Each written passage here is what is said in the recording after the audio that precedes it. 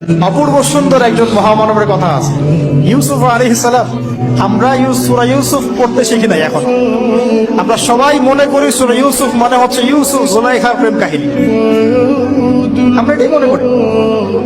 সূরা ইউসুফকে আল্লাহ পাক সবচেয়ে শ্রেষ্ঠ উপন্যাস বলেছেন, আহসানুল কাসাস। একটু গভীরভাবে পড়ে দেখবেন অর্থগুলো।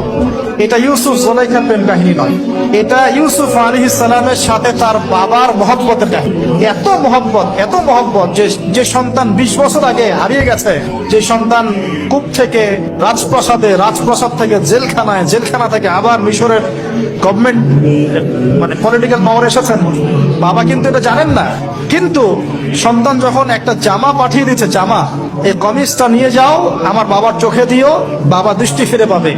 ওই কমিজ নিয়ে যখন কিছু মানুষ আসছে তার বাসার সামনে, তিনি বলছেন, ইন্নী লাআজিদু রিহা ইউসুফ, আমি আল্লাহর কসম ইউসুফের গন্ধ পাচ্ছি।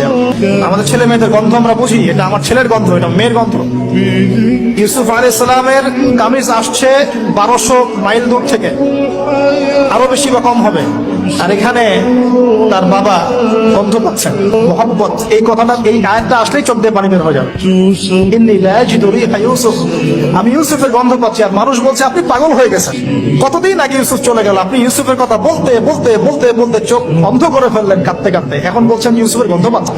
তো সূরা ইউসুফ পিতা আর সন্তানের প্রেম কাহিনী, মহব্বতের কাহিনী।